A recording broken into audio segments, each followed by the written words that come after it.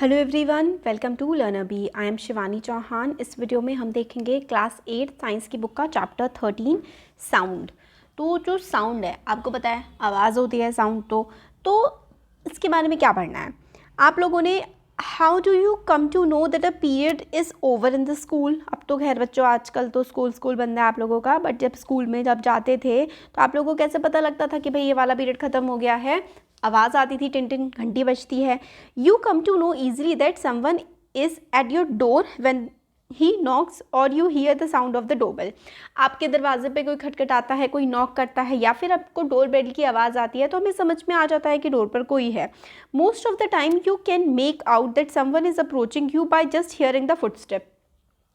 तो आप लोग कई बार समझ जाते हैं कि फुटस्टेप आपने सुने और कि भाई आसपास कोई है। You might have played a game called hide and seek. छुपन छुपाई, लुका छुपी वाला गेम भी हमने बचपन में खेला है।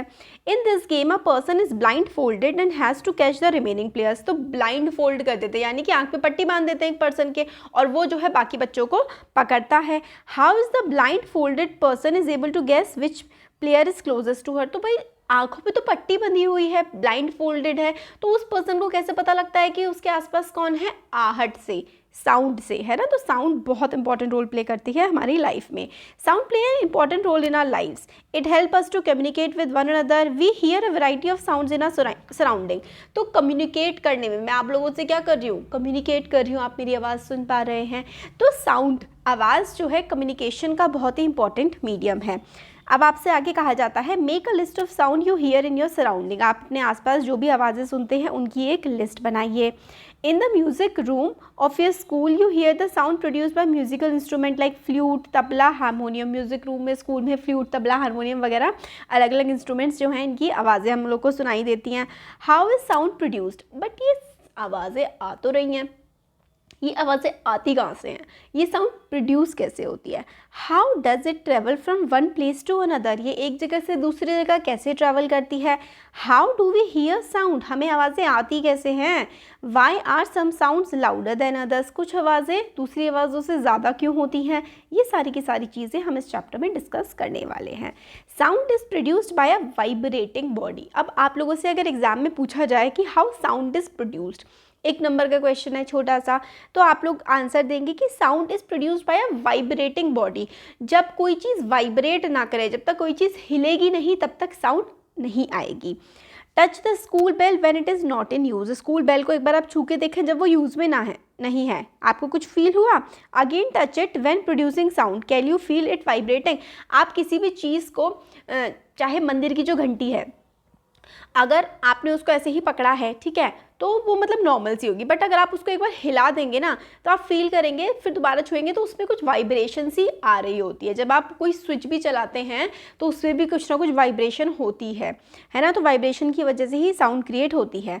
एक्टिविटी 13.1 है कि एक मेटल का पेन लीजिए, उसको एक टांग दीजिए एक जगह पर और एक लकड़ी से उस पे मारिए। तो क्या आपको मतलब अपनी फिंगर में कुछ वाइब्रेशन फील हुई है, तो हाँ होगी। वाइब्रेशंस क्रिएट होती हैं, उसकी वजह से ही साउंड आती है। Again strike the plate with the stick and hold it tightly with your hands immediately after striking. तो एक बार आप स्ट्राइक करके छोड़ दीजिए, फिर उसके बाद स्ट्राइक करने के बाद उसको फिर से पकड़िए। स्ट्राइक करने का मतलब होता है मारने के बाद फिर उसको पकड़िए। क्या आपको कुछ सुनाई आया। Touch the plate after it stop producing sound, can you feel the vibration now. तो इस प्लेट को एक बार आप मार करके छोड़ दीजिए, फिर छूइए, फिर मार करके छोड़ दीजिए ऐसे ही, और फिर कुछ देर तक छूइए मत, तो बाद में छूइए। तो जब आप मार करके तुरंत से छुएंगे तो आपको कुछ वाइब्रेशंस फील होंगी, और अगर मारने के बाद आप काफ़ी देर तक उसको नहीं छुएंगे तो वो वाइब्रेशंस ख़त्म हो जाती हैं। तो इसका यही मतलब है कि भाई कोई भी जो जिस चीज़ में से आवाज़ आ रही होती है ना, वो वाइब्रेशंस की वजह से ही आ रही होती है। कि sound is produced by a vibrating body. Activity 13.2 जो है इसमें क्या है, टेक अ रबर बैंड। एक रबर बैंड आप लोग लीजिए, put it around the longer side of a pencil box. एक रबर बैंड लो, ये ठीक है, ये पेंसिल बॉक्स है, इसके चारों तरफ ये रबर बैंड लगा दो। Insert 2 pencils between the box and stretch the rubber now. तो मतलब इस तरीके से आपने अपना बॉक्स लिया, उसके साइड में 2 पेंसिल रख दी और फिर उसके ऊपर से ऐसे करके रबर लगा दी। Now plug the rubber band somewhere in the middle. फिर उसके बाद आप क्या करिए, इसको बीच में से ना रबर बैंड को जैसे ये बच्चा खींच रहा है इस तरीके से आप खींचिए। Do you hear any sound? आप एकदम से रबर बैंड को चट करके फिर छोड़ेंगे तो आवाज़ आती है ना, और आप देखेंगे कि वो रबर बैंड भी काफ़ी देर तक हिलता रहता है। तो वाइब्रेटिंग बॉडी साउंड क्रिएट करती हैं, ये चीज़ भाई हमें आ गई समझ। As we have learned in class 7th में भी हमने पढ़ा था दैट टू एंड फ्रो और back and forth motion of an object is called vibration. Vibration का क्या मतलब होता है? टू एंड फ्रो और बैक एंड फर्थ, मतलब कोई चीज़ ऐसे करके जा रही है आगे, फिर इसी प्लेस पे वापस आ रही है, फिर जा रही है, फिर इसी प्लेस पे वापस आ रही है। इस तरीके का जो मोशन होता है ना, उसको हम लोग कहते हैं vibration. When a tightly stretched band is plucked it vibrates and produces sound. जब मतलब कोई बैंड होता है उसको आप एकदम से खींच देते हैं और फिर उसको छोड़ते हैं तो उसमें से साउंड क्रिएट होती है। When it stop vibrating it does not produce any sound. जब हिलना बंद कर देता है वो बैंड या कोई भी चीज़, तो उसमें से साउंड प्रोड्यूस नहीं होती है। जैसे कि रूम में पंखा चलता है, कूलर चलता है, एसी चलता है, वाइब्रेट हो रहा होता है सब कुछ, तभी उनमें से आवाज़ें भी आ रही होती हैं। एक्टिविटी 13.3 देखिए, इसमें हमें बोला गया है टेक अ मेटल डिश। एक मेटल की आप लोगों को क्या करना है, डिश लेनी है, यानी कि ये मेटल का जैसे बर्तन है ऐसे ले लीजिए, उसमें आप पानी डाल दीजिए। Strike it edge its edge with spoon, मतलब आप एक इस तरीके से का कोई भगोना टाइप का ले लीजिए, उसमें आप क्या करिए पानी भर दीजिए और एक चम्मच से उस पर मारते रहिए। तो आप लोग देखेंगे कि वो पानी जो है उसमें ऐसे ऐसे करके वाइब्रेशंस की वजह से क्या बन रहा रहता है, तो लहरें टाइप की, उसमें नहीं लहरें नहीं, मतलब वो हिल सा रहा होता है ना पानी। तो आप देख सकते हैं कि वो कैसे वाइब्रेट हो रहा है, पानी में वेव्स आ रही होती हैं। तो ये जो सिचुएशन चेंज हो रही होती है ना, इससे हमें समझ में आता है कि कोई भी जिस भी चीज़ में से आवाज़ आ रही होती है वो ऑब्जेक्ट हमेशा वाइब्रेट हो रहा होता है। अ vibrating body creates a sound, इस चीज़ से हम लोगों को समझ में आ जाता है। तो देखो ये थाली है, थाली में अगर पानी भरा है और उसको चम्मच से टन टन कर रहे हो तो जो पानी इसमें भरा हुआ है ना ये भी हिलने लगता है। Vibrating dish produces waves in water. तो जो वाइब्रेटिंग डिश होती है, जो डिश वाइब्रेट कर रही होती है, वो पानी में क्या लेकर के आ जाती है, वेव्स क्रिएट कर देती है। We see that a vibrating object produces sound. In some cases the vibrations are easily visible to us. तो हमें समझ में आ गया कि जो वाइब्रेटिंग बॉडी होती है वो साउंड क्रिएट करती है, और कुछ केसेस में हम लोगों को वाइब्रेशंस दिख भी जाती हैं।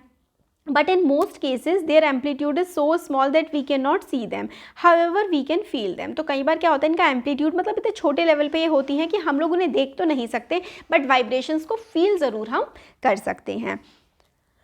बहुत सारी एक्टिविटीज़ हैं। अब देखो एक्टिविटी 13.4 में take a hollow coconut shell. तो कोकोनट शेल मतलब जो वो होता है ना, नारियल आपने खा लिया उसके बाद उसका ये शेल जो होता है ये बच जाता है। And make a musical instrument, एक तारा, इससे म्यूजिकल इंस्ट्रूमेंट भी बन जाता है। You can also make it with the help of a earthen pot. Earthen pot यानी कि मिट्टी के घड़े से भी आप लोग बना सकते हैं और इंस्ट्रूमेंट को प्ले करिए। मतलब इसमें क्या है कि आप लोगों ने ये दिया नारियल का खोल, इसके नीचे एक डंडी लगा दी, और ऊपर से क्या किया आपने, इसका धागा बांध दिया। ठीक है, फिर जो धागा होता है ना, और इस तरीके के धागे से आप लोग बजाएंगे तो बहुत ही प्यारी सी साउंड आती है।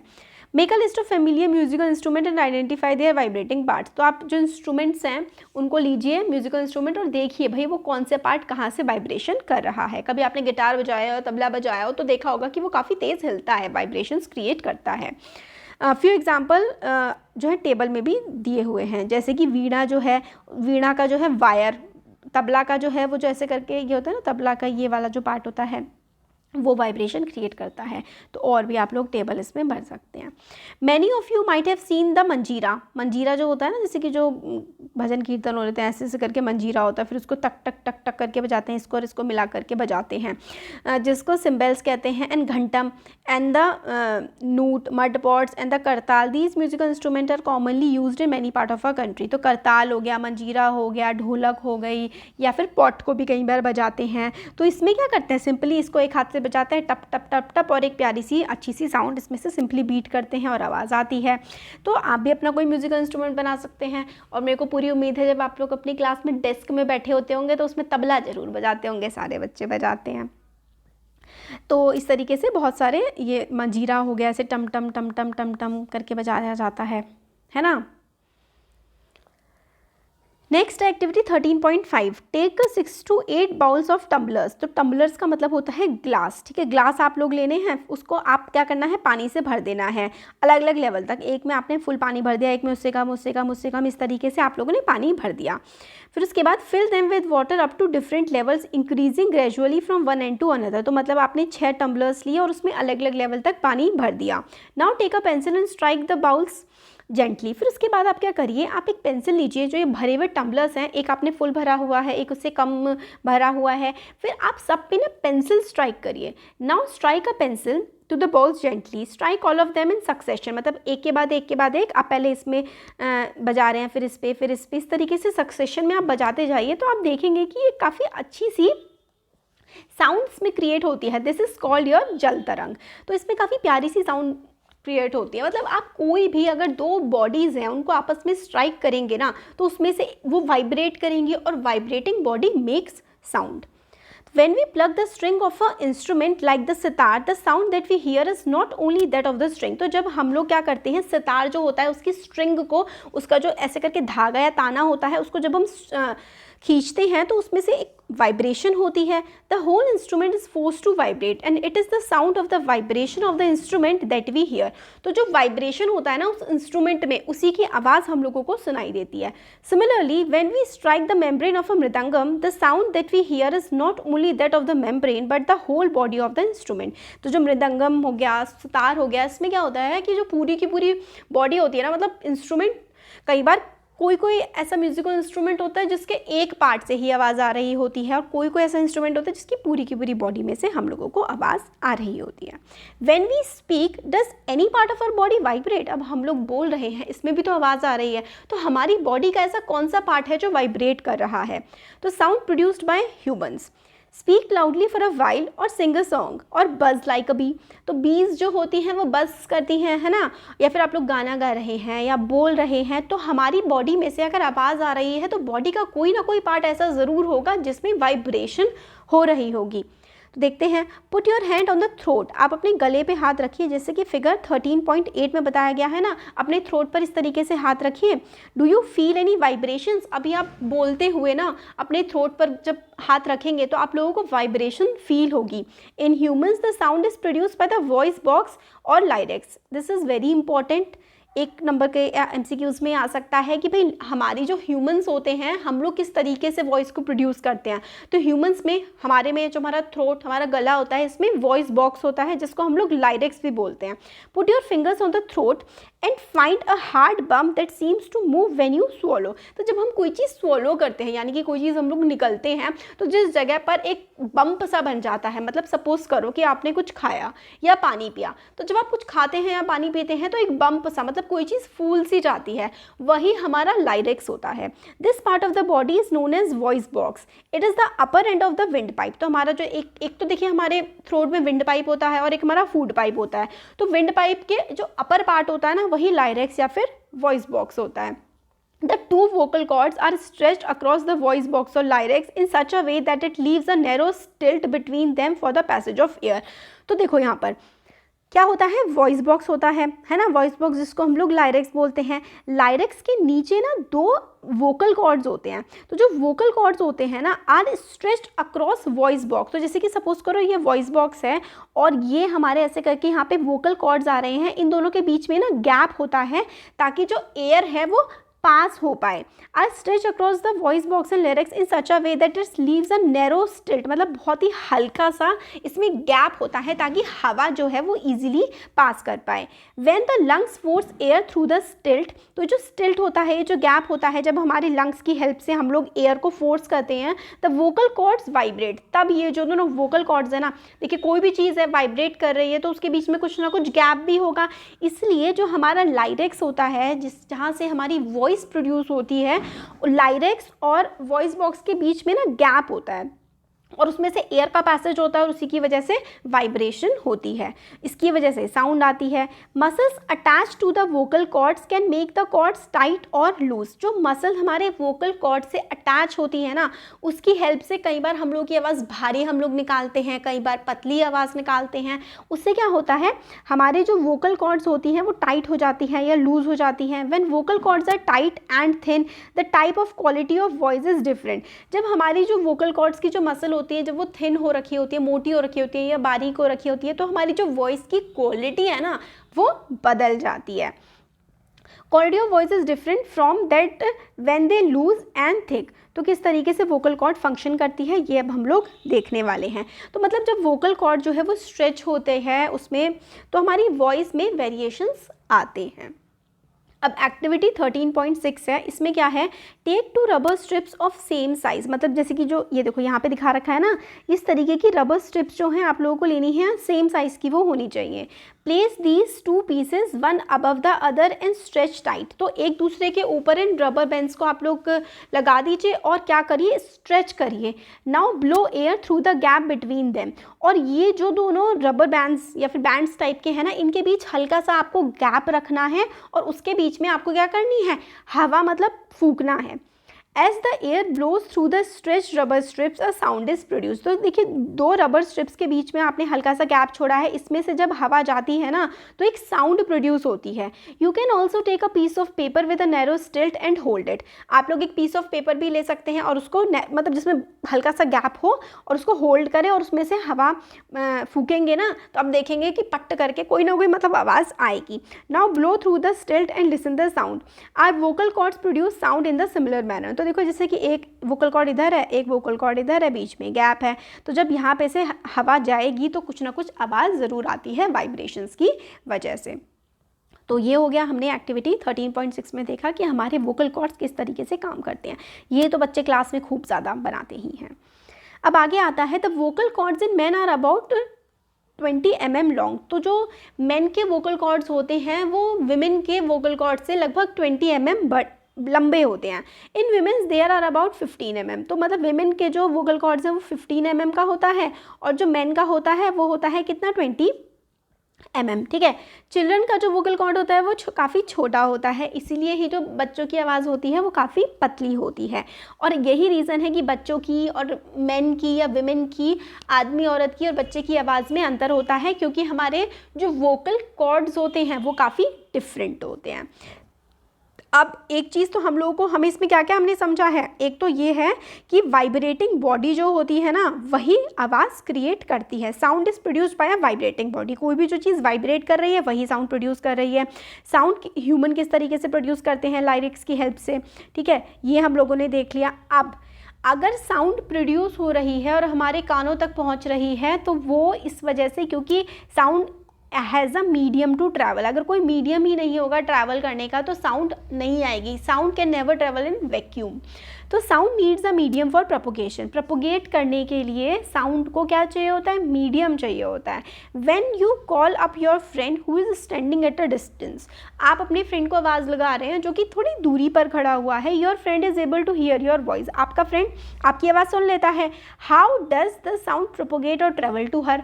तो आपके दोस्त ने आपकी आवाज़ सुन ली जो कि दूरी पे खड़ा था या खड़ी थी, तो वो आवाज़ उस तक कैसे पहुंची, हवा के माध्यम से। मतलब जो एयर है ना वो मीडियम है प्रोपगेशन का।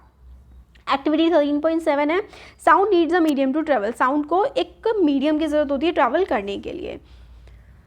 टेक अ मेटल और ग्लास टम्बलर। एक ग्लास टम्बलर को या फिर मेटल के ग्लास को आप लोग लीजिए और ये श्योर रखिए कि वो ड्राई है और उसमें एक सेल फोन रख दीजिए। रिमेंबर कि पानी में मत रखिए, ख़राब हो जाएगा phone. Ask your friend to give a ring. तो आप एक उस पर कॉल करिए। Now surround the rim with a tumbler with your hands. तो आप मतलब ग्लास को खुला रखेंगे तो आपको फ़ोन की आवाज़ आ जाएगी। और अगर आपने फ़ोन को ग्लास में रख दिया है, बिल्कुल मतलब हवा उसमें है ही नहीं, तो आपको आवाज़ ही नहीं आएगी या फिर बहुत कम आवाज़ आएगी। तो इसमें now surround the rim of the tumbler with your hand. Put the mouth on the opening between the hands. Indicate to your friend to ring again. Listen to the ring while sucking air from the tumbler. Does the sound become fainter? Remove the tumbler from your mouth. Does the sound become loud again? तो देखो आपने ऐसे करके glass था ये, ठीक है, और उसमें फ़ोन था, उसमें अगर फ़ोन रिंग भी आई ना और आपके मुंह से आप लोग उसमें से हवा खींच रहे हैं और इसमें हवा नहीं है तो बहुत ही हल्की साउंड आएगी। और अगर वो हवा में नॉर्मली रखा हुआ है फ़ोन तो उसमें से काफ़ी ज़्यादा फ़ोन में से आवाज़ आएगी। नॉर्मली आपका कई बार फ़ोन क्या होता है, किसी चीज़ के नीचे दब जाता है, तब कितनी कम आवाज़ आ रही होती है क्योंकि उसमें हवा उसके आसपास नहीं होती है जिससे वो साउंड अच्छे से प्रोपोगेट कर पाए। तो यही रीज़न है कि साउंड जो है ना, हवा जो है वो एक मीडियम की तरह एक्ट करती है। कोई भी चीज़ हमें सुनाई तभी देती है जब उसका आसपास कोई ना कोई मीडियम होना चाहिए। तो साउंड ट्रेवल ना। तो अब आगे है कि क्या आपको एक्सप्लेनेशन समझ आई कि is it is possible that the decreasing amount of air in the tumbler has something to do with the increasing loudness of the ring. तो मतलब क्या है ये, indeed if you had been able to suck all the air in the tumbler you will not listen any sound. अगर आप सारी की सारी जो है हवा निकाल देंगे टम्बलर में से तो आपको कोई आवाज़ आएगी ही नहीं। Actually sound needs a medium to travel. When air has been remove completely from the vessel it is called the vacuum. जब आप किसी जगह से पूरी तरीके से हवा निकाल दोगे ना तो उस एरिया को कहेंगे कि वैक्यूम है। Sound can not travel through vacuum. और अगर मतलब अच्छी सी वहाँ पे साउंड होगी, मतलब हवा पूरी प्रॉपर होगी तो साउंड काफ़ी तेज़ी से ट्रैवल करेगी। लाउडनेस क्या होता है, जितनी तेज़ आवाज़ आ रही है वो लाउडनेस होती है। तो ये जो नेक्स्ट एक्टिविटी है 13.8 और आगे का जो हम चैप्टर है वो नेक्स्ट वीडियो में करेंगे। अच्छा लगा है तो चैनल को सब्सक्राइब करिए और फ्रेंड्स के साथ शेयर करिए। Thank you. Hello everyone, welcome to learner B. I am Shivani Chauhan. इस वीडियो में हम देखेंगे क्लास 8th साइंस की बुक का चैप्टर 13 साउंड का पार्ट 2। तो इससे पहले हम लोगों ने साउंड के पार्ट 1 में देखा था कि साउंड किस तरीके से प्रोड्यूस होती है। कोई भी जो वाइब्रेशन होती है ना, तो बेसिकली वाइब्रेशंस की वजह से साउंड प्रोड्यूस होती है। हमारे गले में लायरेक्स होता है जिसको हम लोग वॉइस बॉक्स कहते हैं, ठीक है। तो ये सब चीज़ें हम लोगों ने देख ली थी। अब आगे देखते हैं यहाँ से ये वाली जो एक्टिविटी है ना, एक्टिविटी 13.8, इसमें बोला गया है टेक अ बकेट और अ बाथ टब। एक बकेट लीजिए या फिर बाथ टब लीजिए, उसको साफ़ पानी से बिल्कुल पूरी तरीके से भर दीजिए। टेक अ स्मॉल बेल, एक घंटी लीजिए और पानी में अपना हाथ इस तरीके से डालिए और उस घंटी को बजाइए। Shake this bell inside the water to produce sound, तो साउंड प्रोड्यूस होगी। Make sure that the bell does not touch the body of the bucket or the tub. तो मतलब आपको पानी के बिल्कुल बीचों बीच रख के घंटी को बजाना है। साउंड ट्रैवलिंग थ्रू वाटर, तो हमें ये समझ में आता है कि साउंड जो है, आवाज़ जो है वो पानी में से भी ट्रैवल कर जाती है, हवा से भी ट्रैवल करती है जो आवाज़ है और पानी से भी ट्रैवल कर सकती है। अब place your year gently on the water surface, be careful, ठीक है, आपका कान पानी में नहीं जाना चाहिए।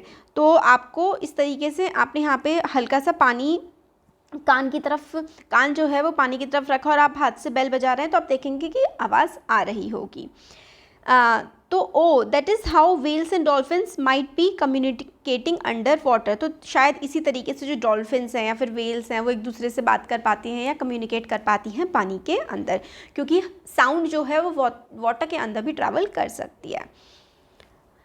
अब एक्टिविटी 13.9 है sound travelling through a metre scale. तो मीटर स्केल के थ्रू भी साउंड ट्रैवल कर सकती है। टेक अ मीटर स्केल और अ लॉन्ग मेटल रॉड, एक मेटल की रॉड लीजिए and hold it one end to your ears. तो मतलब आप मेटल की रॉड लीजिए और उसको अपने कान के पास इस तरीके से लगा लीजिए। अपने फ्रेंड से कहिए टू जेंटली स्क्रैच और tap at the other and of the scale. अपने फ्रेंड से कहिए कि इस वाले जो दूसरा एंड है ना, एक एंड तो मेटल के स्ट्रैप का आपका फ्रेंड पकड़ ले और एक अपने कान के पास आप लगा लीजिए और आपका फ्रेंड उस पर ऐसे करके घिसेगा मेटल के स्ट्रैप पे तो आपके कान में आवाज़ आएगी। तो sound travelling through metre scale, तो साउंड जो है वो सॉलिड में भी ट्रैवल करती है। तो इसका मतलब हमें क्या समझ में आ रहा है कि साउंड एयर से भी ट्रैवल करती है, साउंड वाटर से भी ट्रैवल करती है और साउंड सॉलिड चीज़ से भी ट्रैवल कर सकती है। You can also perform the, ये जो एक्सपेरिमेंट है कि आप अपना ना क्या करिए, डेस्क पर इस तरीके से कान लगा दीजिए और एक फ्रेंड से कहिए कि वो इधर डेस्क पे टक टक करे तो आपके कान में यहाँ पे वाइब्रेशंस आएंगी, आपको आवाज़ आएगी। तो we find that sound can travel through wood और मेटल। हमें समझ में आया कि साउंड जो है वुड या मेटल से ट्रैवल कर सकती है। In fact sound can travel through any solid, sound जो है वो किसी भी सॉलिड के थ्रू ट्रैवल कर सकती है। You can perform interesting activities to show that sound can also travel through strings. आप देख सकते हैं कि साउंड जो है वो धागे के थ्रू भी ट्रैवल कर जाती है इस तरीके से। toy telephone. We have learned so far that vibrating object produce sound and it is carried in all direction in a medium. तो मतलब कोई सा भी जैसे कि मीडियम है उससे साउंड जो है ट्रैवल कर जाती है एक डायरेक्शन में. The medium could be gas, liquid or solid. How can we hear it. तो अगर आप लोगों से अब क्वेश्चन पूछा जाए कि sound can travel through which mediums, तो सॉलिड से भी ट्रैवल कर सकती है साउंड, लिक्विड से भी ट्रैवल कर सकती है और गैस से भी ट्रैवल कर सकती है. तो यानी कि sound can travel through solid, liquid and gas. अब देखते हैं आगे. We hear sound through our ears. हम जो है कोई भी आवाज़ कहाँ से सुनते हैं, अपने कानों की हेल्प से सुनते हैं. The shape of outer part of the year is like a funnel. हमारा जो कान है वो ऐसे फनल की शेप का होता है. व्हेन साउंड एंटर्स इट, जब हमारे कान में आवाज़ पड़ती है, it travels down the canal at the end of which there is a thin stretched membrane. तो जब साउंड हमारे कानों में एंटर करती है तो एक ऐसे करके कैनाल टाइप की होती है, इससे जो है एक मेम्ब्रेन टाइप की होती है और इससे साउंड ट्रेवल करती है और इसको हम लोग कहते हैं ear drum. When sound enters it, जो फनल टाइप की चीज़ होती है, इसमें जब साउंड एंटर करती है, travel down the canal at the end of which there is a thin stretched membrane, it is called ear drum. और इसको हम लोग क्या कहते हैं, ईयर ड्रम कहते हैं. It performs an important function. To understand what the ear drum does, let us build a tin can model of the ear drum. तो किस तरीके से ईयर ड्रम हमारे कान में होता है, किस तरीके से ये वर्क करता है, इसका एक हम लोग को एक्टिविटी बताई गई है. साइंस के जो बुक है हमारी, इसमें एक्टिविटीज़ काफ़ी सारी हैं और इम्पॉर्टेंट भी होती हैं चैप्टर को समझने के लिए. तो एक्टिविटी 13.10 है, टेक अ प्लास्टिक और अ टिन कैन. तो कैन इस तरीके की आप लोग ले लीजिए, डब्बा ले लीजिए, कट इट्स एंड. तो आप एक डब्बा ले लीजिए और उसको नीचे से काट दीजिए. Stretch a piece of rubber balloon across one end. तो और एक तरफ आप करिए जहाँ से आपने मतलब काटा है, ठीक है, और एक तरफ आप क्या करिए, बलून नहीं होता गुब्बारा, उसको फाड़ करके उससे बांध दीजिए, पूरे इस तरीके से कवर कर दीजिए. And fasten it with a rubber band. तो मतलब आपने कवर कर दिया इसको बलून से और फिर उसके ऊपर क्या लगा, रबर बैंड लगा दो ताकि वो हटे ना. Put 4 or 5 grains in dry cereal on the stretch rubber. Grain of dry serial मतलब आप इस तरीके से जैसे कि गेहूं के कुछ दाने ऊपर की तरफ रखिए, ठीक है. यहाँ पे आप क्या करिए, आपने क्या करा है, यहाँ पे आपने इस तरीके से एक कैन लिया, उसके एंड्स को काट दिया और एक तरफ आपने क्या करा, गुब्बारे लगा दिए और फिर इसके ऊपर क्या करें, कुछ अनाज के दाने आप लोग डाल दें और फिर नीचे से फूकें हवा करके. Now ask your friend to speak hurray. अपने फ्रेंड से कहें कि एकदम हुर्रे हुर्रे करके बोले. From the open end observe what happens to the grain, why does the grain jump and down. तो आप देखेंगे कि ग्रेन्स जो है ना, जब आप नीचे से हुर्रे हुर्रे या फिर कुछ हवा जाएगी तो ग्रेन जो है ये ऊपर नीचे कूदने लगेंगे. Understanding action of year drum. तो हमारे ये ग्रेन जो है कूद रहे हैं हवा की वजह से, इसका मतलब है कुछ वाइब्रेशन क्रिएट हो रही होगी. The ear drum is like a stretched rubber sheet. तो रबर की जो शीट है ना, इस तरीके से ऐसे करके जो शीट है, जैसे ईयर ड्रम जो है ये स्ट्रेच्ड रबर की शीट के जैसे होते हैं. Sound vibration make the ear drum vibrate. तो साउंड की जो वाइब्रेशन होती है ना, उसकी वजह से ही हमारे ईयर ड्रम जो है वो वाइब्रेट करते हैं. The ear drum send vibration to the inner ear. और ये जो वाइब्रेशन होती है ईयर ड्रम में, इसी वजह से हम लोग अंदर आवाज़ें सुन पाते हैं. From there the signal goes to the brain, this is how we hear. तो ये बड़ी इंपॉर्टेंट चीज़ है. Ear drum is like a stretched rubber sheet. ये इतना आपको एक्चुअली याद करना पड़ेगा अगर जैसे कि MCQs भी सॉल्व करने हैं या फिर डिस्क्रिप्टिव आंसर मतलब क्वेश्चन आंसर्स की फॉर्म में करना है. तो ईयर ड्रम जो है वो एक रबर की शीट के जैसे होते हैं. साउंड वाइब्रेशन की, जो साउंड की वाइब्रेशन होती है, जैसे कि देखो ये हिल रहा है ना दुम दुम दुम इस तरीके से, तो साउंड की वाइब्रेशन होती है, इसकी वजह से क्या होता है, हमारा ईयर ड्रम भी वाइब्रेट करता है. The sound drum sends vibration to the inner ear. तो जो साउंड निकलती है उससे ईयर ड्रम जो है, ईयर ड्रम की हेल्प से, ये देखो ये ईयर ड्रम है, इसके ऊपर ऐसा लगा जैसे कि प्लास्टिक की शीट है और इससे क्या होता है, हमारे अंदर वाले कान के इनर वाले पार्ट में आवाज़ जाती है और इस तरीके से there goes to the brain. और वो जो आवाज़ है हमारे इनर ईयर से ब्रेन की तरफ जाती है और इस तरीके से हम लोग सुनते हैं. तो ईयर ड्रम क्या है, एक रबर की शीट जैसा स्ट्रक्चर है, उसमें वाइब्रेशन होती है, फिर आवाज़ इनर ईयर में जाती है और इनर ईयर से आवाज़ हमारे ब्रेन को जाती है और हमें सुनाई चीज़ें पड़ जाती हैं. तो ह्यूमन का ईयर है, आप लोगों से एग्जाम में बनाने के लिए भी इसका डायग्राम आ सकता है. ये पहली क्या कह रही है, we must never put a sharp pointed or hard thing into our ear. हमें कोई नुकीली चीज़ अपने कान में नहीं डालनी चाहिए, उससे कान का पर्दा फट भी सकता है. कहते हैं कान का पर्दा, तो यही होता है ईयर ड्रम. पर्दा क्यों कहते हैं, क्योंकि देखो ना इस तरीके से कैसे ऐसी शीट टाइप की इसमें होती है. नेक्स्ट है amplitude, time period and frequency of vibration. Amplitude क्या होता है, टाइम पीरियड क्या होता है, फ्रीक्वेंसी ऑफ वाइब्रेशन क्या होती है।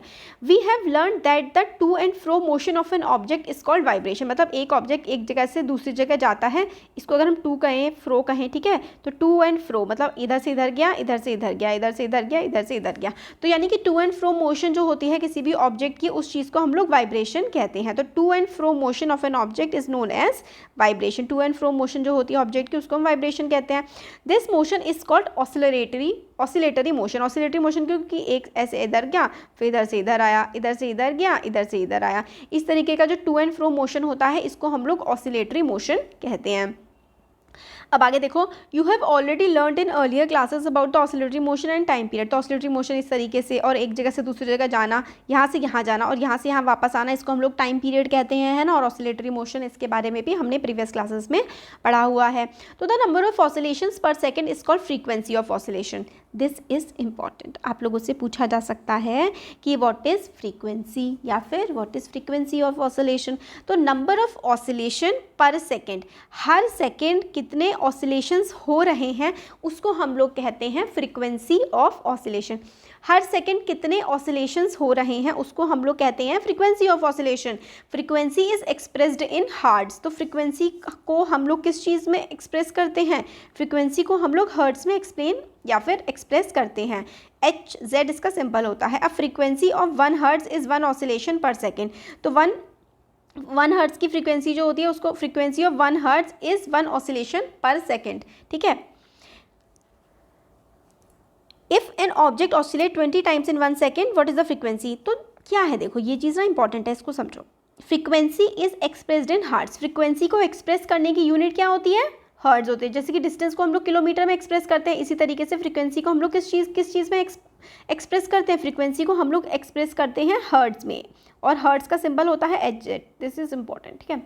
अब फ्रीक्वेंसी ऑफ 1 हर्ट्ज की फ्रीक्वेंसी क्या होती है, is 1 oscillation per second. 1 hertz is equals to 1 oscillation per second, ठीक है। एक सेकेंड में कितनी ऑसिलेशन हो रही हैं उसी चीज़ को हम लोग क्या कहते हैं, 1 हर्ट्ज कहते हैं। एक सेकेंड में कितनी ऑसिलेशन हो रही हैं, 1 hertz is 1 oscillation per second. 1 hertz is 1 oscillation per second, ये चीज़ इंपॉर्टेंट है। 1 hertz is 1 oscillation per second. Frequency of 1 hertz is 1 oscillation per second, याद कर लो इसको। If an object oscillate 20 times in 1 second, अगर एक ऑब्जेक्ट 20 बार oscillate कर रहा है एक सेकेंड में, यानी कि एक सेकेंड में एक जो है 20 टाइम ऑसिलेट कर रहा है, तो उसकी क्या होगी, फ्रीक्वेंसी क्या होगी, उसकी फ्रीक्वेंसी होगी 20 टाइम्स पर सेकेंड, 20 हर्ट्ज हो जाएगी, है ना।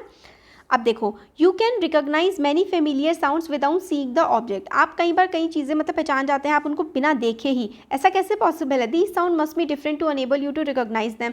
हर इंसान की साउंड अलग अलग होती है, सबकी आवाज़ अलग अलग होती है, इसलिए हम लोग आवाज़ सुन करके ही इंसान को पहचान जाते हैं। Have you ever thought what factors make them different. क्या आपको कभी भी लगा कि ये किस वजह से सबकी साउंड अलग अलग होती है। Amplitude and frequency are 2 important properties of any sound. तो किसी भी कोई भी जो साउंड है, कोई भी जो आवाज़ है, उसकी सबसे 2 इंपॉर्टेंट चीज़ें क्या होती हैं, एक होता है एम्पलीट्यूड और एक होता है फ्रीक्वेंसी। ये 2 चीज़ें आवाज़ में बहुत ज़्यादा इंपॉर्टेंट होती हैं। Can we differentiate sound on the basis of their amplitude and frequency. हाँ, हम कर सकते हैं, एम्पलीट्यूड और फ्रीक्वेंसी के बेसिस पे डिफ्रेंशिएट हम चीज़ों को कर सकते हैं। आप देखो, लाउडनेस एंड पिच के हेल्प से भी कर सकते हैं। जैसे कि एक्टिविटी 13.11 जो है, टेक अ मेटेलिक टम्बलर, मतलब एक मेटल का ग्लास लीजिए और क्या लीजिए, एक and a tea tablespoon, और एक चम्मच लीजिए। Strike the tablespoon gently at the brim of the tumbler. मतलब जो चम्मच है आप उस पर, छोटे बच्चे नहीं करते, बजाते रहते कट कट कट कट। Thermocol ball touching the vibrating glass tumbler. फिर उसके बाद आप एक चम्मच से बजा दीजिए, फिर उसका एक थर्मोकोल को आप स्ट्रिंग से बांधिए और उसको टच करिए, तो आपका जो थर्मोकोल है वो हिलने लगेगा, क्योंकि ग्लास जो है वो वाइब्रेट कर रहा होगा चम्मच की वजह से। हियर द साउंड प्रोड्यूस, है ना, साउंड प्रोड्यूस होगी। अगर यहाँ पे ग्लास है और इस पर आपने चम्मच से टक टक कर रहे हो तो साउंड प्रोड्यूस होगी, वाइब्रेशन भी होंगी। Now bang the spoon on the tumbler and hear the sound produced again. फिर आप आवाज़ सुनिए बजा के। Is the sound louder when the tumbler is struck hard. तो जब आप तेज़ी से अगर मारेंगे तो ज़्यादा तेज़ आवाज़ आएगी और आप हल्का सा मारेंगे तो हल्की आवाज़ आएगी। Now suspend a small thermocol, थोड़ा सा छोटा सा थर्मोकोल आप सस्पेंड करिए और ball touching the rim of the tumbler, मतलब ऐसे करके टम्बलर यहाँ पे वाइब्रेट हो रहा है, आपने बजाया है चम्मच से, फिर एक थर्मोकोल की बॉल यहाँ पे लटका दीजिए। Vibrate the tumbler by striking it, आप टम्बलर को वाइब्रेट करिए उसको स्ट्राइक करके, टम टम टम टम करके। See how far the ball is displace, और देखो कि जो बॉल है वो कितना दूरी तक ऐसे ऐसे करके हिल रही है। The displacement of the ball is the measure of the amplitude of vibration of the tumbler. तो ये जो बॉल है, मतलब थर्मोकोल, क्या किया है हमने, ध्यान से समझो। हमने क्या किया, एक ग्लास लिया, एक ग्लास को हमने चम्मच से बहुत देर तक बजा दिया तो कुछ उसमें वाइब्रेशन आ जाएंगी। फिर हमने ना क्या किया, एक धागा लिया, उस पर थर्मोकोल की हल्की सी बॉल बांध दी और उसको ना यहाँ पे चिपका दिया। अब ये थर्मोकोल की बॉल जितनी दूरी तक वाइब्रेशन की वजह से जाएगी ना, वही क्या होगा, एम्पलीट्यूड होगा वाइब्रेशन का, मतलब उतना जितना एम्पलीट्यूड होगा उतनी ही दूर वो बॉल जाएगी इसके वाइब्रेशंस की वजह से ग्लास के। ठीक है। Now stride the tumbler gently and then little harder, तो पहले हल्का सा बजाओ और फिर उसके बाद आप देखो, पहले आपने बहुत ही हल्का सा बजाया और फिर देखा थर्मोकोल की बॉल को कि वो कितना दूर जा रही है, तो वो ज़्यादा दूर नहीं जाएगी। फिर आपने ग्लास को तेज़ी से बजाया, तब आप देखोगे कि जो थर्मोकोल की बॉल है वो ज़्यादा दूर तक जा रही है। तो एम्पलीट्यूड कब लार्जर होता है, जब वाइब्रेशन ज़्यादा तेज़ होती हैं। ठीक है, ये चीज़ आ गई समझ। अब देखो लाउडनेस क्या होती है, किसी भी चीज़ की आवाज़ क्या होती है। देखो, loudness of sound is proportional to square of amplitude of a vibration producing the sound. तो लाउडनेस क्या होती है, loudness of sound is proportional to square of amplitude of vibrating body. मतलब लाउडनेस क्या होती है, जो जितना भी एम्पलीट्यूड होता है उसके स्क्वायर के बराबर होती है हमारी जो लाउडनेस होती है, तेज़ी वाली आवाज़ होती है।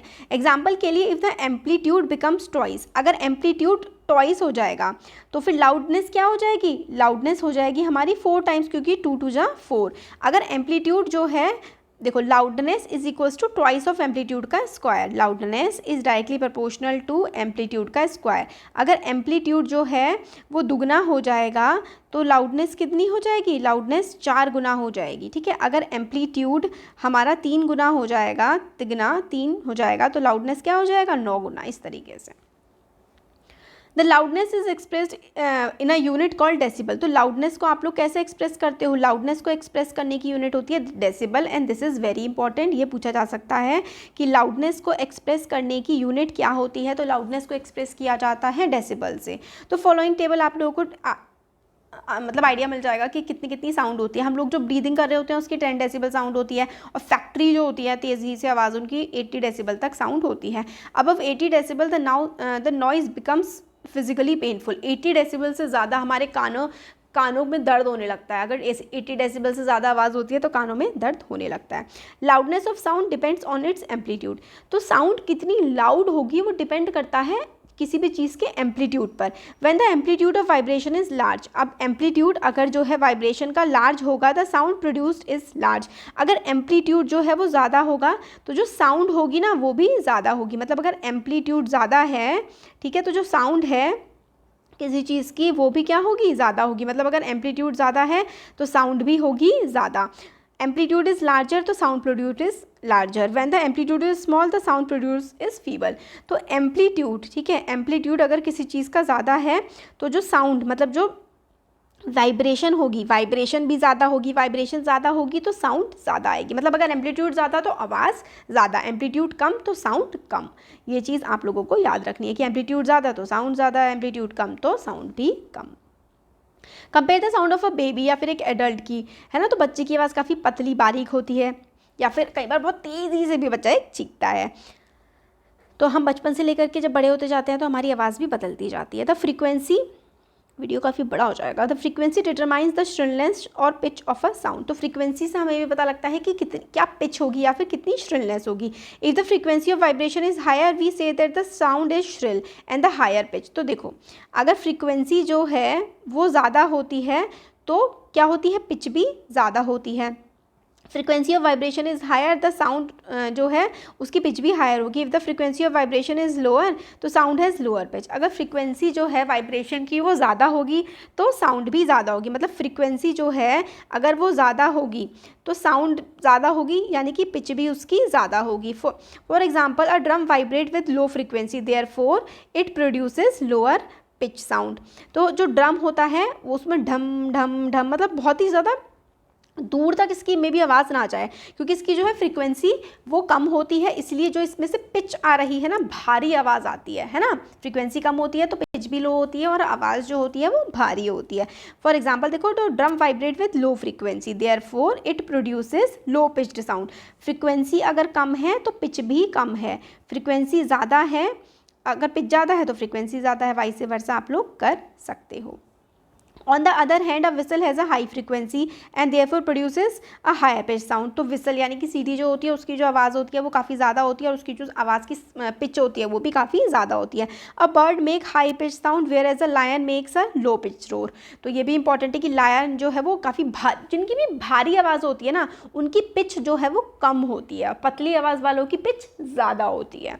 However, the roar of lion is very loud while the sound of bird is quite feeble। Every day we hear अलग बच्चों की बड़ों की साउंड हम सुनते हैं, तो जो बच्चों की साउंड होती है उनकी जो पिच होती है वो क्या होती होगी, हायर होती होगी, काफ़ी पतली आवाज़ होती है ना, इसलिए।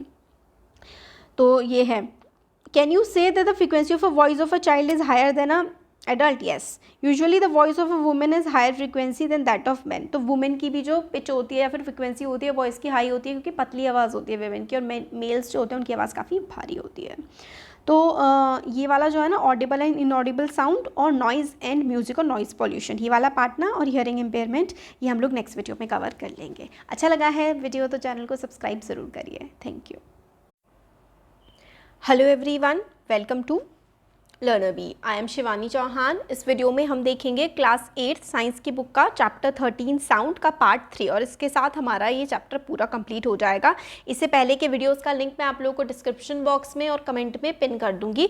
जो कमेंट सबसे टॉप पर कमेंट होगा उसमें आपको लिंक मिल जाएगा इस वीडियो का, और मतलब सारे के सारे चैप्टर्स का। इससे पहले जो भी चैप्टर्स हमने साइंस के बना रखे हैं इस चैप्टर के इससे पहले के वीडियोज़ भी सारे आप लोगों को मिल जाएंगे। वैसे हमारे दो चैप्टर और बचे हैं, ये 13 है, 14, 15, बाकी तो हमारे सारे कंप्लीट हो गए हैं। ऑडिबल एंड इनऑडिबल साउंड्स क्या होती हैं? ऑडिबल का मतलब सिंपल होता है, जिस आवाज़ को आप लोग सुन सकते हो ना उसको ऑडिबल कहते हैं, और जिस आवाज़ को आप लोग नहीं सुन सकते उसको कहते हैं इनऑडिबल। तो we know that we need a vibrating body for production of sound. हमें पता है कि अगर हमें आवाज़ सुननी है कोई, तो जो बॉडी होनी चाहिए वो वाइब्रेटिंग होनी चाहिए ना, वाइब्रेटिंग बॉडी ही साउंड प्रोड्यूस करती है, ये तो हम बहुत बार देख चुके हैं। Can we hear the sound of all vibrating body? But क्या ऐसा है कि जितनी भी दुनिया में वाइब्रेटिंग बॉडी है सबकी आवाज़ हम सुन सकते हैं? In fact the fact is that sound of frequency less than 20 vibration per second यानी कि 20 hertz can not be detected by human ear. तो हम लोग की पता है ह्यूमन की रेंज कितनी होती है? ह्यूमन की जो कानों की रेंज होती है ना वो होती है 20 से लेकर के 20,000 हर्ट। मतलब 20 हर्ट से नीचे की आवाज़ हम लोग नहीं सुन सकते और 20,000 हर्ट से ऊपर की आवाज़ें हम लोग को सुनाई नहीं देती हैं। तो सच साउंड्स आर कॉल्ड इनऑडिबल। तो ऐसी आवाज़ें जो 20 से 20,000 हर्ट्ज़ के बीच की होती हैं उनको तो सुनाई हम सुन पाते हैं, बट 20,000 हर्ट्ज़ से ऊपर की जो आवाज़ें होती हैं वो हमें सुनाई नहीं देती हैं। और इस तरीके की आवाज़ें जो हमें सुनाई नहीं देती, मतलब 20 से लेकर के 20,000 हर्ट्ज़ तक की आवाज़ें ही हमें सुनाई देती हैं। 20 हर्ट्ज़ से छोटी, ये 20,000 हर्ट्ज़ से ज़्यादा आवाज़ हमें नहीं सुनाई देती है, और इसलिए हम इस तरीके की आवाज़ों को कहते हैं कि भाई ये तो इनऑडिबल साउंड्स हैं। On the higher side sounds of frequencies higher than 20,000 vibration per second 20 hertz, ये हमारे ह्यूमन कानों को ऑडिबल नहीं होती। तो बेसिकली 20 हर्ट्ज से नीचे की आवाज़ और 20,000 हर्ट्ज से ऊपर की आवाज़ें हमारे कानों को नहीं सुनाई देती हैं, मतलब हम नहीं सुन सकते। कुछ एनिमल्स होते हैं जो कि 20,000 हर्ट्ज से भी ज़्यादा की आवाज़ों को सुन लेते हैं। डॉग्स हैव दिस एबिलिटी, मतलब डॉग्स जो है ना वो 20,000 हर्ट्ज से भी ज़्यादा की आवाज़ें सुन सकते हैं। The police use high frequency whistles which dogs can hear but humans can't. तो पुलिस जो है बहुत ही हाई फ्रिक्वेंसी की जो सीटियाँ हैं वो यूज़ करती है जो कि ह्यूमंस नहीं सुन सकते बट कुत्ते सुन सकते हैं। Ultrasound equipment familiar to us for navigating and tracking many medical problems works at frequency higher than 20,000 hertz. तो अल्ट्रासाउंड इक्विपमेंट, मेडिकल इक्विपमेंट और चीज़ों को ढूंढने वाली बहुत सारी ऐसी मशीनें होती हैं जो 20,000 हर्ट्ज से ऊपर की आवाज़ों में काम करती हैं। अब नॉइज़ और म्यूज़िक में, शोर और संगीत में क्या अंतर है? We hear different type of sound around us. हम अलग अलग अलग तरीके की आवाज़ें अपने आसपास सुनते हैं। Is the sound always pleasing, क्या जो हम आवाज़ें सुनते हैं हमेशा अच्छी लगती हैं हमें। Does a sound sometime cause discomfort to you, कई बार ऐसा भी होता है क्या कि जो साउंड है, आवाज़ है, वो आपको अच्छी ना लगे या फिर डिसकम्फर्टेबल, मतलब कंफर्टेबल ना फील कर रहे हो उस आवाज़ से आप। Some sounds are pleasant to hear whereas some are not, कुछ आवाज़ें जो होती हैं सुनने में काफ़ी अच्छी लगती हैं और कुछ आवाज़ें ऐसी होती हैं जो हमें सुनने में अच्छी नहीं भी लगती। Suppose construction work is going on in your neighbourhood, suppose करो कि आपके पड़ोस में कंस्ट्रक्शन का काम चल रहा है। Are the sounds coming from the construction site pleasing, जो हम कंस्ट्रक्शन का काम चल रहा होता है, कंस्ट्रक्शन साइट से जो आवाज़ें आ रही होती हैं, क्या वो आपको अच्छी लग रही होती हैं? नहीं लग रही होती ना। Do you enjoy the sounds produced by horns of buses and trucks, such unpleasant sound are called noise. तो जो आवाज़ें हमारे कानों को अच्छी नहीं लगती हैं उनको हम कहते हैं नॉइज़ है, यानी कि ये शोर है। In classroom if all the students speak together, अगर सारे के सारे बच्चे क्लास में एक साथ बोलने लगते हैं तो कितना शोर हो जाता है। और इसके बजाय कोई म्यूजिकल इंस्ट्रूमेंट बज रहा होता है तो बड़ा ही प्लीजिंग होता है, बड़ा अच्छा लगता है उसको सुनना, तो उसको हम लोग कहते हैं music. Sound produced by a harmonium is a musical sound. The string of a sitar also gives out a musical sound, तो गिटार जो सितार होता है उसका जो स्ट्रिंग होता है वो भी काफ़ी अच्छी प्यारी आवाज़ देता है। But if a musical sound becomes too loud, अगर बहुत तेज़ हो जाए म्यूजिकल साउंड तो भी वो मेलोडियस नहीं होती, तो भी वो अच्छी नहीं लगती है। तो नॉइज़ पोल्यूशन क्या होता है? यू हैव ऑलरेडी, आप लोगों को एयर पोल्यूशन के बारे में तो ऑलरेडी पता ही है। तो presence of unwanted gases and particles in air is called air pollution. तो अनवांटेड गैसेस, जो गैसेस हम लोग को चाहिए ही नहीं एनवायरनमेंट में, अगर वो एनवायरनमेंट में पसंद है, वो एनवायरनमेंट में अगर प्रेजेंट है अनवांटेड गैसेस, तो उसको हम एयर पोल्यूशन कहते हैं। सिमिलरली बहुत ज़्यादा एक्सेसिव या फिर अनवांटेड साउंड्स अगर हमारे एनवायरनमेंट में हैं तो उसको हम कहेंगे नॉइज़ पोल्यूशन। मतलब ऐसी साउंड जिनकी हमें ज़रूरत ही नहीं है, जैसे कि बहुत सारे बच्चे या बहुत सारे है ना क्या करते हैं, बाइक चलाते हैं उसमें फट फट फट फट फट इस टाइप की आवाज़ निकालते हैं, तो अनप्लीजेंट होती है, वो नॉइज़ पोल्यूशन हो गया, है ना। मेजर कॉजेज़ जो है नॉइज़ पोल्यूशन का वो व्हीकल्स होते हैं, एक्सप्लोजन्स इंक्लूडिंग जो आप पटाखे फोड़ते हैं या मशीन्स में से या फिर लाउड स्पीकर्स में से आवाज़ें आती हैं। कई बार घर में टेलीविज़न वगैरह की, ट्रांजिस्टर्स की, है ना, बहुत किचन के जैसे मिक्सी चलती है या फिर मोटर चलती है, वॉशिंग मशीन चलती है, कूलर हो गया, ये सारे के सारे एयर कंडीशनर्स भी कई बार काफ़ी ज़्यादा आवाज़ें करते हैं। तो ये जो मतलब बहुत ही अनप्लीजेंट सी साउंड होती है जो हमें सुनने में अच्छी नहीं लगती है, इसको हम लोग क्या कहते हैं? नॉइज़ पोल्यूशन कहते हैं। What are the harms of noise pollution? Noise pollution जो होता है इससे क्या क्या हमें नुकसान होते हैं? तो do you know that the presence of excessive noise in the surrounding may cause health related problems? अगर बहुत ज़्यादा तेज़ आवाज़ें हमारे आसपास होती हैं तो इससे हमें हेल्थ इश्यूज़ भी हो सकते हैं। नींद नहीं आती शोर में, हाइपर टेंशन मतलब हाई ब्लड प्रेशर हो सकता है, एनजाइटी, और मतलब कई बार परेशान हो सकता है दिमाग, हम घबराहट भी हो सकती है, और कई सारे मतलब नॉइज़ पोल्यूशन की वजह से इंसान को प्रॉब्लम हो सकती है, और इनफैक्ट कान हो सकता है परमानेंटली किसी के ख़राब भी हो जाएं अगर वो बहुत ज़्यादा शोर में हमेशा रहते हैं। तो measure to limit noise pollution, अब नॉइज़ पोल्यूशन है हमें पता है, अब हम इसको लिमिट कैसे कर सकते हैं? तो to control noise we must control the sources of noise. अगर हमें नॉइज़ को कंट्रोल करना है तो हम इसके जो सोर्सेज हैं, जहाँ जहाँ से नॉइज़ आ रही है उसको कंट्रोल करना पड़ेगा। How can this be achieve? For this silencing device must be install, मतलब साइलेंसर्स लगा, तो जैसे कि व्हीकल्स में साइलेंसर्स लगा सकते हैं, एयरक्राफ्ट्स में, ट्रांसपोर्ट व्हीकल्स में, इंडस्ट्रियल मशीन में, या फिर होम अप्लाइंसेस में, क्योंकि जो इतनी तेज़ आवाज़ है अगर उसमें साइलेंसर लगा दिया जाएगा तो वो आवाज़ें फिर नहीं होंगी। तो आप अपने रेसिडेंशियल एरिया में, यानी कि जिस इलाके में आप रहते हैं वहाँ पर आप नॉइज़ को किस तरीके से कंट्रोल कर सकते हो?